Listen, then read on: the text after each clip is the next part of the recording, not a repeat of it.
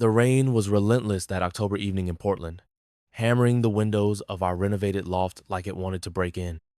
I'd just gotten back from a 3-day conference in Seattle exhausted, but glad to be home. The place smelled of cedar and coffee, a familiar comfort, though something felt off. Maybe it was the way the cushions on the couch were perfectly fluffed, not a dent in sight, like no one had sat there in days. Ellen wasn't home, which wasn't unusual for a Thursday. She texted earlier about a late meeting at her marketing firm, some big pitch she was spearheading. I dropped my bag by the door, kicked off my shoes, and headed to the kitchen for a beer. That's when I saw Ida Hotel keycard on the counter, tucked under a stack of unopened mail. Not one of those generic white ones, but a sleek black card with gold lettering, the Meridian. Suite access. We hadn't stayed at the Meridian or any hotel in months. My first thought was that it was mine, some forgotten relic from a work trip, but the weight of it in my hand felt foreign. I turned it over. No name, no dates, just a faint smudge of what looked like Ellen's coral lipstick on the edge. I stood there, the fridge humming behind me, rain drumming outside, and a cold knot forming in my gut. It was such a small thing, a keycard, but it didn't belong here. Ellen was meticulous, her purse, her desk, her life, everything had its place. She didn't misplace things. I set the card down, grabbed that beer, and told myself it was nothing. But I couldn't stop glancing at it, like it was daring me to pick it up again. I'm not the jealous type, never have been. Ellen and I had been married 7 years, together 10, and we'd built something solid. Not perfect, she could be distant when work got intense, and I wasn't always great at reading her moods, but solid. I'm a data analyst, 38, good at spotting patterns, solving puzzles.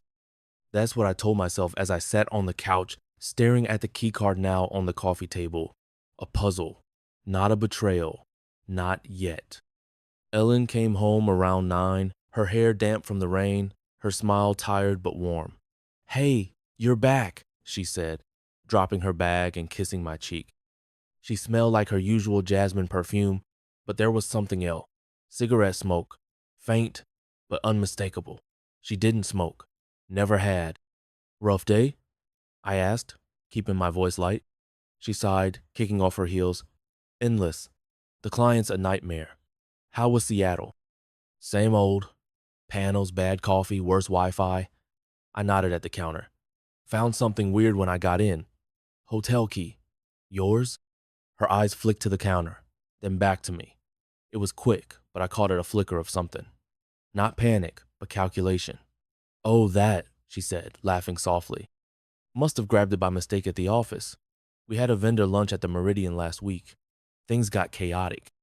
It was plausible. She was smooth, always had been. But the smudge of lipstick, the smoke she hadn't mentioned any lunch." I smiled, let it go, and we talked about nothing important until she went to bed. I stayed up, the key card burning a hole in my pocket. The next morning, I couldn't shake it.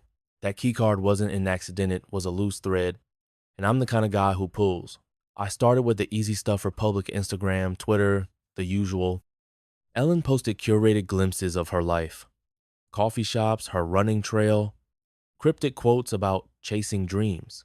Nothing screamed affair, but there was a new follower, some guy named @Travismker, who liked every post going back 3 months.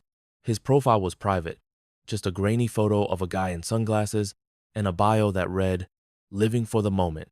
Cute." I didn't confront her. Not yet. Instead, I got methodical. That afternoon, while she was at spin class, I checked her laptop password unchanged, still our anniversary date.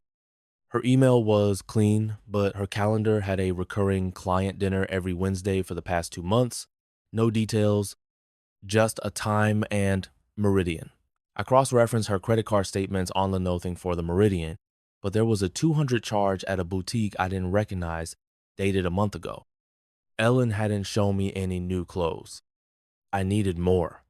On Saturday, I borrowed a friend's Karan, unassuming gray Honda, not my usual black G-Pan, followed her when she said she was meeting a colleague for brunch. The rain had stopped, leaving the streets slick and reflective under the gray sky. She drove to the Meridian, parked, and went inside. Not to the restaurant, but the elevators. I waited an hour, my pulse thudding. the city humming around me. She came out alone, her hair slightly mussed, and drove home. That night, I got creative. I'd never been a hacker, but I knew enough to download a tracking app and sync it to her phone while she slept. Invasive? Sure, but so was that keycard. The app showed her at the Meridian again the next Wednesday, same time. I went there myself, slipped the keycard into the slot for the suite's private elevator, and it lit up green. Floor 12. I didn't go up not yet. I wasn't ready to see it. Instead, I called her assistant, Jenna, under the guise of planning a surprise party. Jenna was chatty, clueless. "Oh, Ellen's been so busy," she said.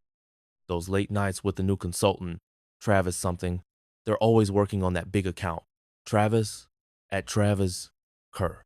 I thanked her and hung up, my jaw tight. The pieces were coming together, but I wasn't done. I started talking to our neighbor, Mrs. Copeland, a nosy retiree who loved gossip. "Ellen's been out a lot," she said, watering her roses in the damp morning air. "Saw her with a man last month, outside the bakery. Tall, dark hair. Thought it was you at first." I forced a smile, my stomach churning. Then I got lucky. Ellen left her purse on the counter one morning, and I found a receipt crumpled inside Meridian Bar, 2 cocktails, dated last Wednesday. The bartender's name was printed, Luis. I went to the hotel that night, found Luis, and slid him 50. "Yeah, I remember her," he said, wiping down the counter. "Blonde, mid-30s. She's a regular with that guy. They tip well." "What's he look like?" I asked. "Tall, maybe 40. Wears nice suits. They're cozy, you know." I nodded, left, and sat in my car, the city lights blurring through the drizzle. Cozy. The word stung worse than I expected. I wasn't just hurt, I was pissed. Not at her, not entirely, but at myself for missing it, for trusting her. I could have stopped there, but I didn't. I needed to be sure, to have something she couldn't talk her way out of. The tracking app kept pinging Meridian every Wednesday, like clockwork. I started noticing other things. Her perfume bottle was emptying faster than usual, her gym bag always packed but no sweat stains on her clothes. Small lies piling up. She'd say she was working late, but her laptop showed no new files. She'd mention a client's name I'd never heard before, then change the subject. I wasn't sleeping well. The rain didn't help, it made everything feel heavier, like the city was closing in. I kept replaying our life together, looking for the moment I'd lost her.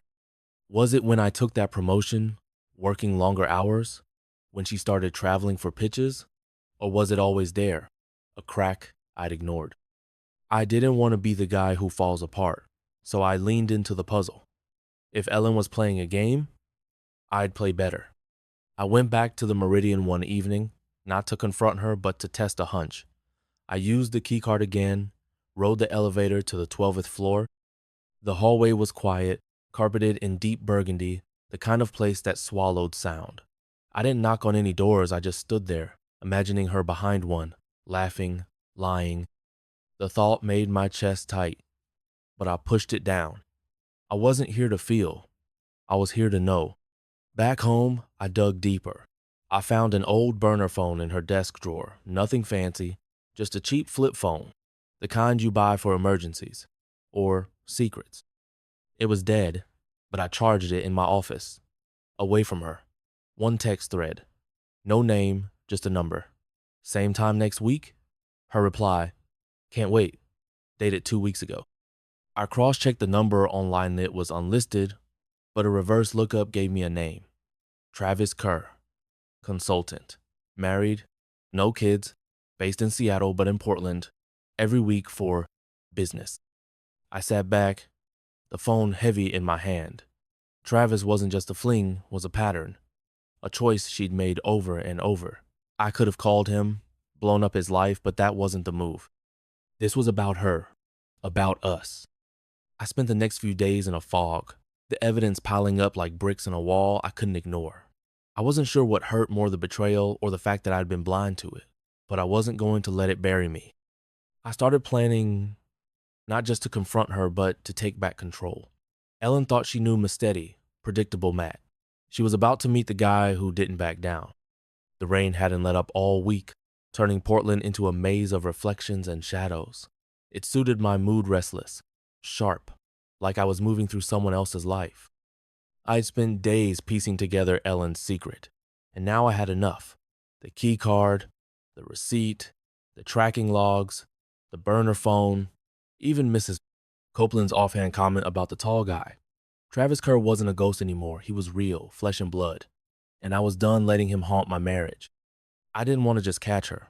I wanted her to see me, to feel the weight of what she'd done. So I planned it carefully, like I was building a case.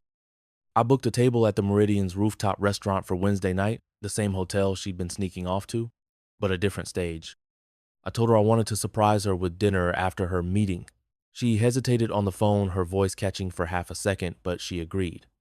Probably thought she'd covered her tracks. She hadn't. That morning, I printed everything. Screenshots of her calendar, the tracking app's location history, the bar receipt, the burner phone's texts.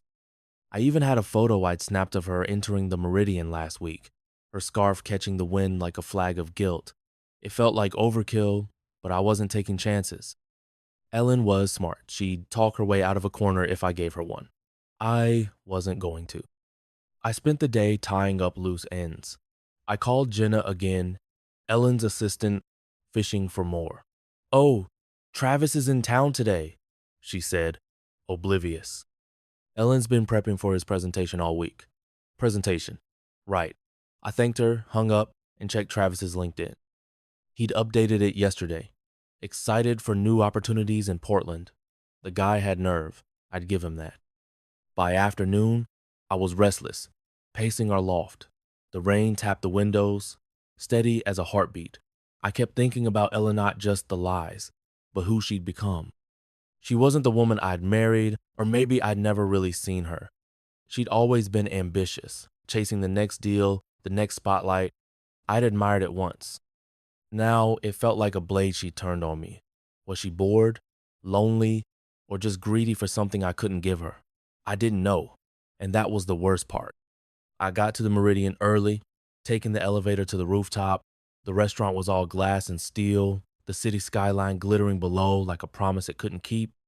The rain streaked the windows, blurring the lights into smudges of gold and red.